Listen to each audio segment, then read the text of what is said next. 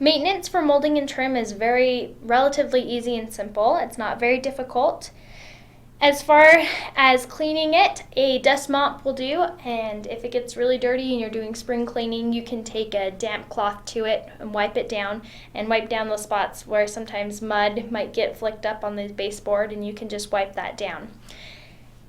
You might consider using a sealant for it to resist water damage and also to maintain paint color or paint stain. Once in a while, you will need to refinish that sealant after it has worn off. If cracks or splits develop in the wood, you can resolve those minor issues with wood glue or putty. As far as pricing goes, it's varied depending on what you decide to get. It is determined in price per foot.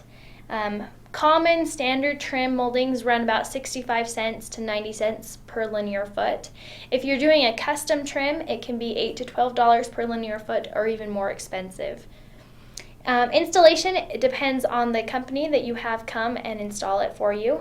There isn't generally a specific amount for each company. It just depends on what they decide to charge.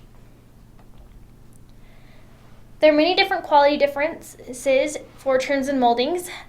It is manufactured in two different ways. The first one is just mass manufactured. This would be like Home Depot.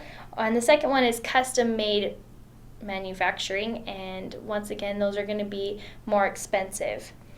The grade of for a trim or molding, it tells you the amount of defects in that selected wood type.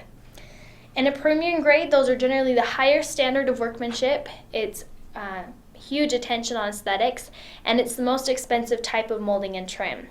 A custom grade is also a high standard and high quality of workmanship.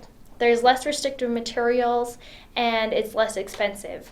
Economy grade would be what you'd get at a Home Depot or a Lowe's. It's used when cost is the primary consideration. When you want to save money, that's economy grade's the way to go.